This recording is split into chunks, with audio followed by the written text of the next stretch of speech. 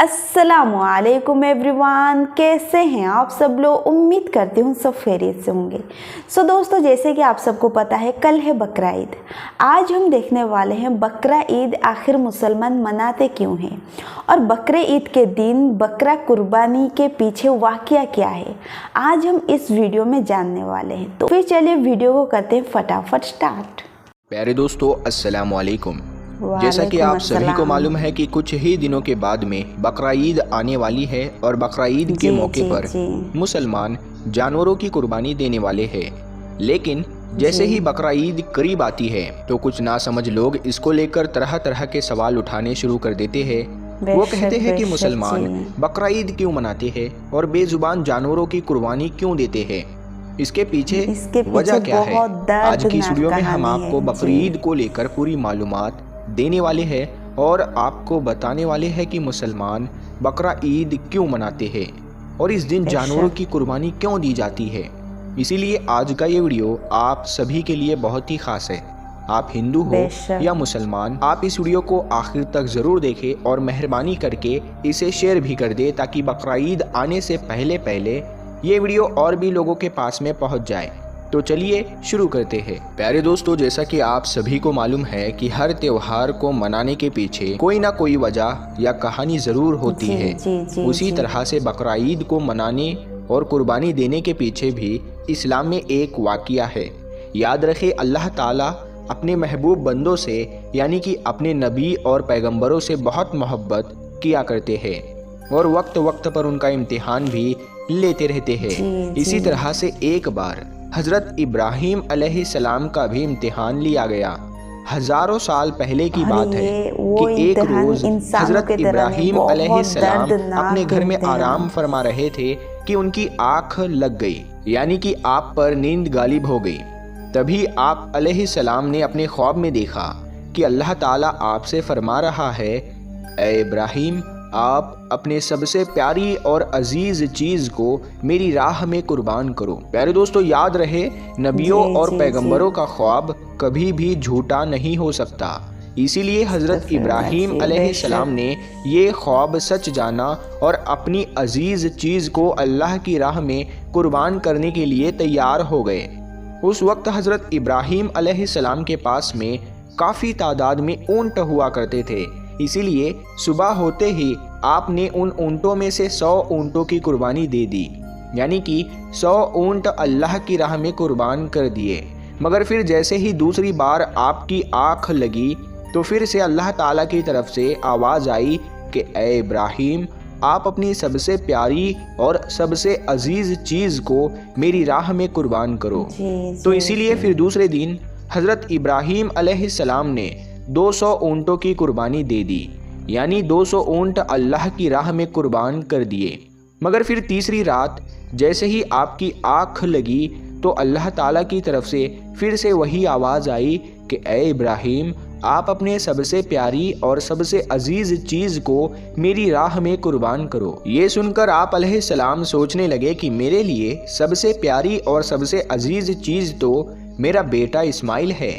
आप सोचने लगे कि अल्लाह ताला कहीं ये तो नहीं देखना चाह रहा कि मैं सबसे ज़्यादा प्यार अपने फर्जंद यानी कि अपने बेटे इस्माइल को करता हूँ या फिर अपने खाली की हकीकी से करता हूँ। प्यारे दोस्तों, हम आपको बता दें कि हज़रत इब्राहीम अलैहिस्सलाम और हज़रत हाजरा का सिर्फ एक ही बेटा था और वो भी काफ़ी दुआ और मन्नत करने के बाद में अल्लाह ताला ने आपको बुढ़ापे की उम्र में अता किया था।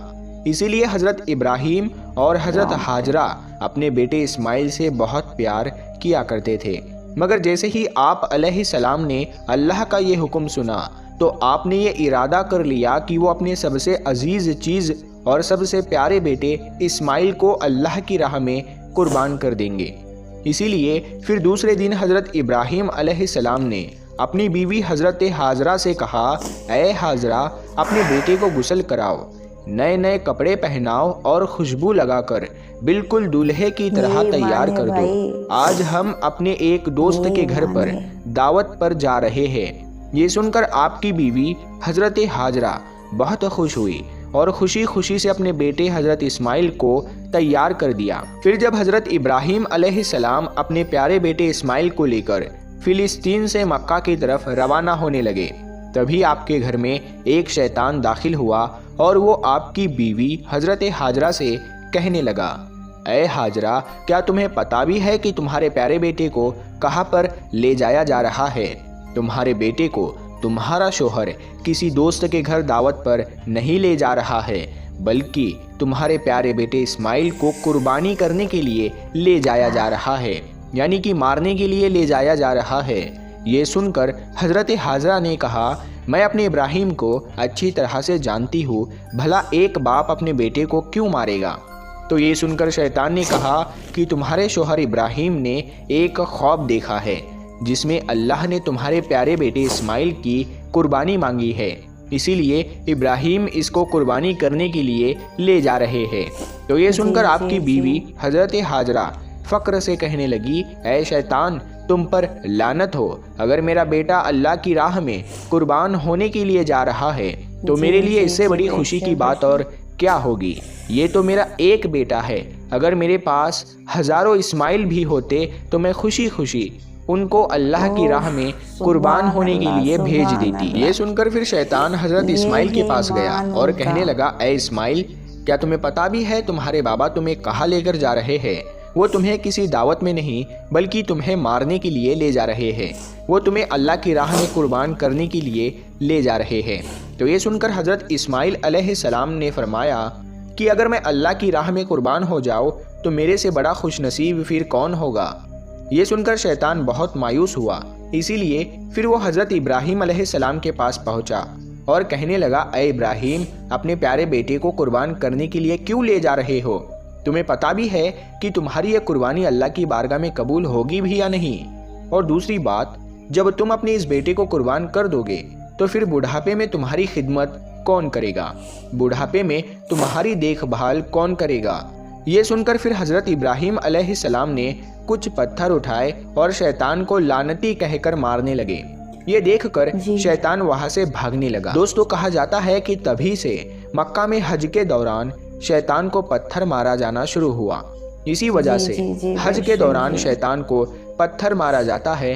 फिर हजरत इब्राहिम अलैहिस्सलाम अपने बेटे को साथ लेकर वहां से चल दिए और आगे बढ़ने लगे। थोड़ी दूर जाने के बाद में आपने अपने बेटे से फरमाया, ऐ इस्माइल, क्या तुम्हें पता भी है कि हम आपको अल्लाह की राह में कुर्बान करने के लिए ले जा रहे हैं? तो ये सुनकर आपका बेटा हजरत इस्माइल अलैहिस्सलाम कहने लगे, बाबा जान, इससे बेहतर मेरे लिए और क्या होगा कि मुझे अल्लाह की राह में अल्लाह के एक नबी कुर्बान करने के लिए ले जा रहे हैं।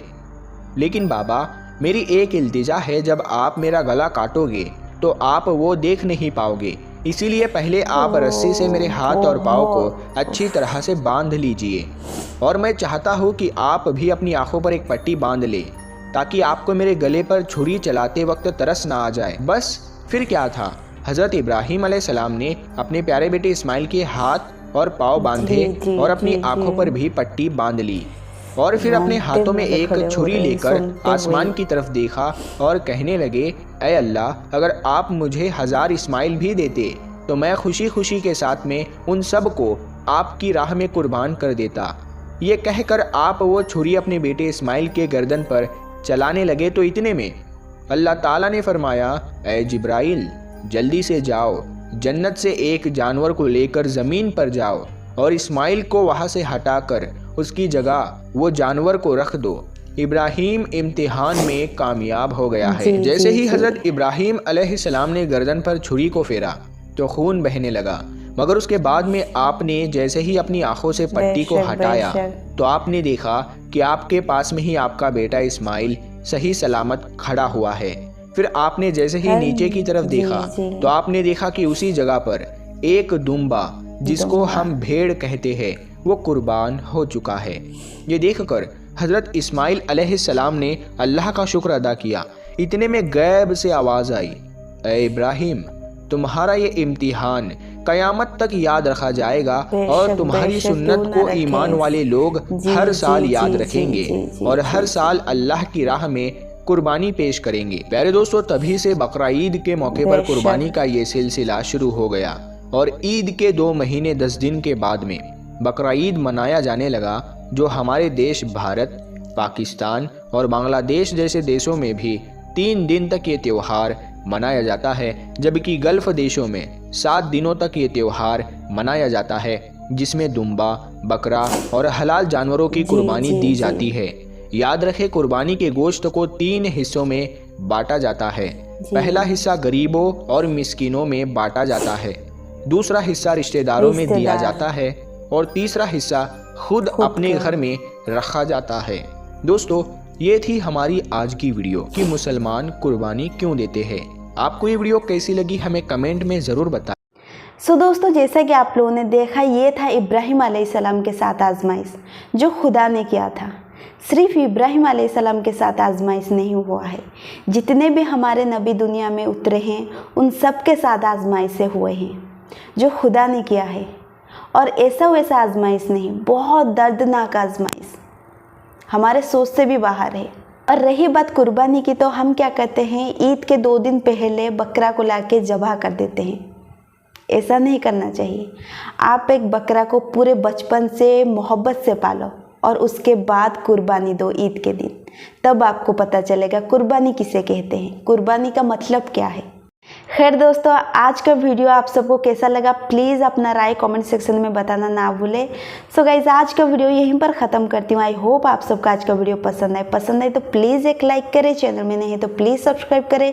फिर मिलते हैं नेक्स्ट वीडियो में, तब तक हमें दीजिए इजाज़त। खुदा हाफिज़।